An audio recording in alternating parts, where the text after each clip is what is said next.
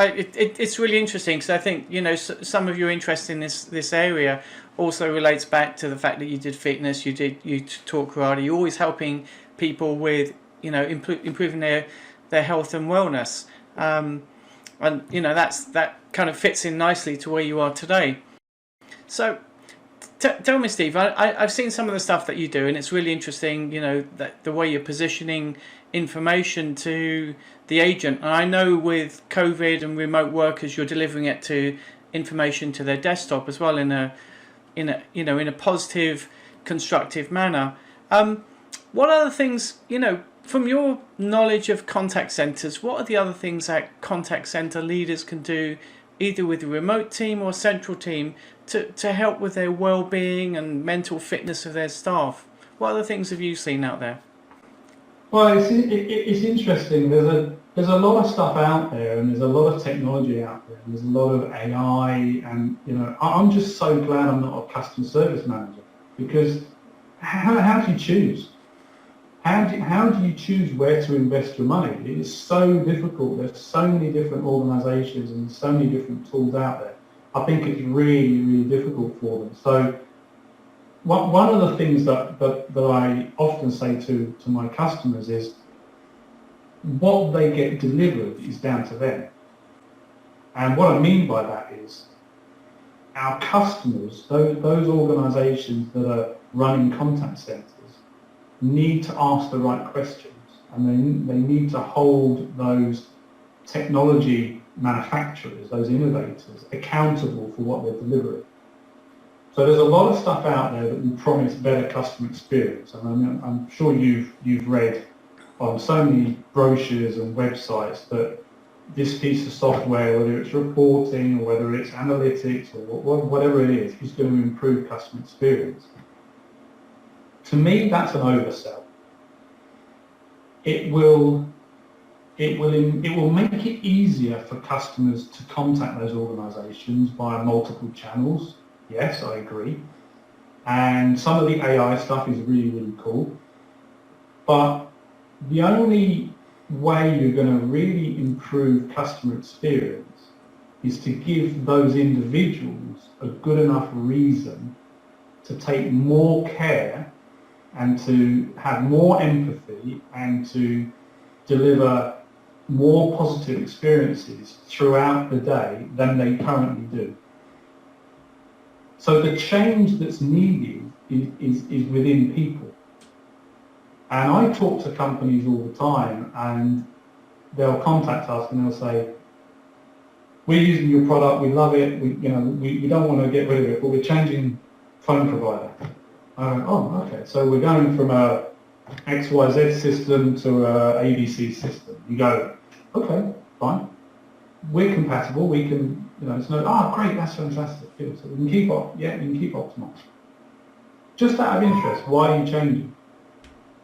Well, the system they sold us didn't really do what we wanted to do. And I always say, so in what way? From a feature perspective? Oh, no, it had loads of features, but it didn't improve the experience that the customer was having. And at that point, yeah, and I have this conversation all the time, Raj, and I just think, my God, you could have an old phone system from the old Nortel Meridian days, and you could have a super manager and a really motivated team of individuals whose human needs are being met day in, day out, and they would deliver great customer care. And the phone system might fall over occasionally, and they might have a few, issues with it.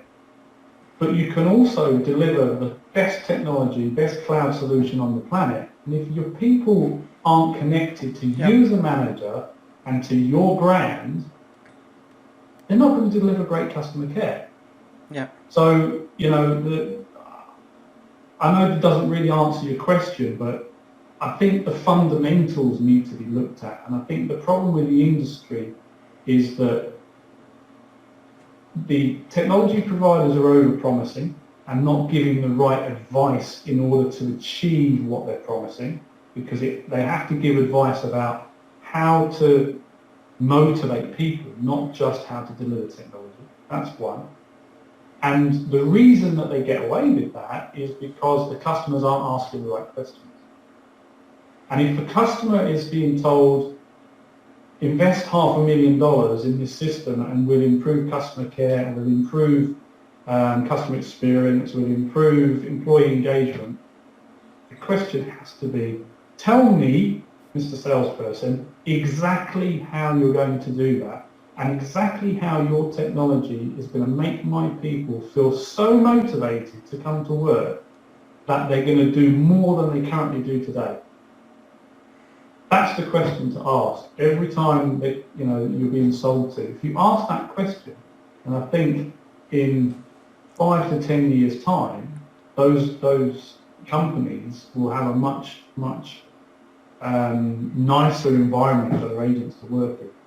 I agree 100% with everything you said, and you did actually answer my question very well there, Stephen.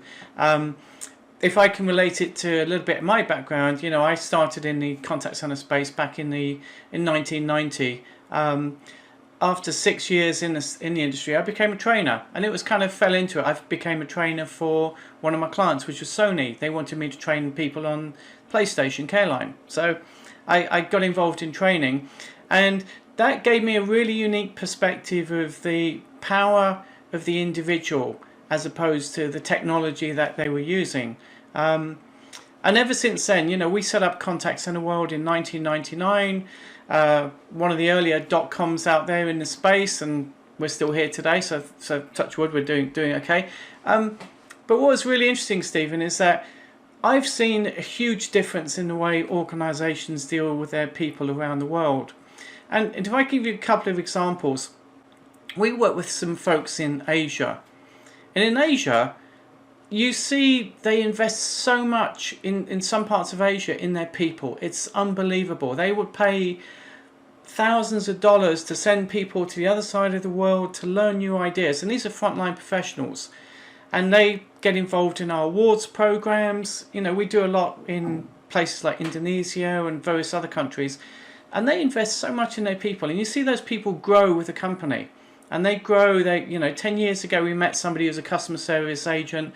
Today they're a vice president of the same organization. They're doing phenomenal. We look at what's happening in other parts of the world. I'll take the Americas because I'm over this side. And very few companies actually tend to focus on employee engagement. They talk about it. They say we're doing it. But they go and buy this wonderful technology that they think is going to be the be-all and end-all to all their solutions. And they don't invest in people.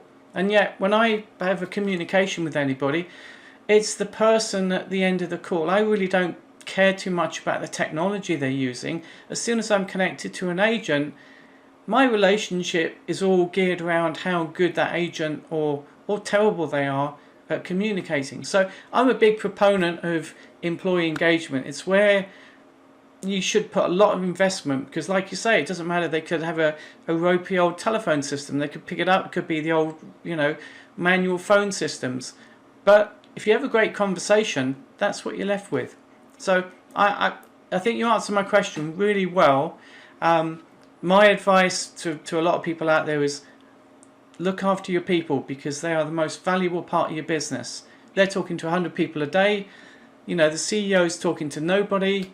The technology is just a facilitator. It's just enabling the connectivity between your customers and your people. So I think everything you said to us really resonates very well with what we see in the industry. And there's a big need for employee engagement and well-being. Yeah.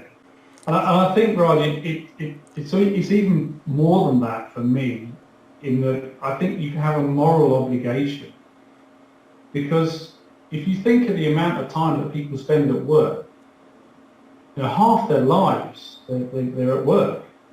Now, if in that time they're not happy, or they're under stress, or they're under pressure, or they don't feel connected, you are responsible for lowering their immune system. You are responsible for triggering illness. Now, I'm not saying this to be to dramatize it. These are the facts. They're absolutely, without doubt, these are the facts. Stress causes illness. Stress, as soon as your immune system is lowered, you get sick. So, it's a moral obligation for me, for organisations to look after their people and really, like you say, don't pay lip service. Actually find out how, find out a little bit about the science, and then start to apply that science, because it's not going to change. The cool thing about people is we respond to the same things now than we did 100 years ago. And that's not going to change because we evolve very, very slowly. The technology evolves at a phenomenal speed.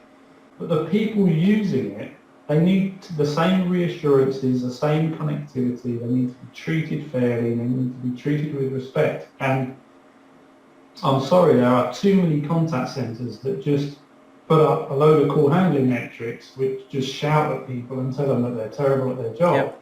And think that's going to improve customer care. And it's just not. It's a missed opportunity, it's a missed opportunity. But the good thing about all of this is that there is always an upside, and the upside is if you're conscientious, if you're a good manager, if you're a good company and you do look after people, you're going to contribute to an improvement in their health, and they're going to stay with you for many, many years. And even if they leave and they go somewhere else, they're going to notice their stress levels. They're going to come back. Yep. So it's a big opportunity, and it solves a lot of issues. Exactly. Well, you know what, Stephen, I'm really pleased we had an opportunity to catch up with you today. Everything you said makes so much sense, and I think the more we can get the message out to the contact center industry, the contact center world, about look after your people, look at the information you're feeding them as well, and how you're feeding it to them, and what effect it's having on their mental and physical well-being, that's a really good story to share. So I want to thank you for your time today. You've covered a lot of ground. No, thank you, Rob. There's a lot more things that we can talk over the next few series of mini events that we've got. So thank you, Stephen, for your time, and we'll be in touch again soon.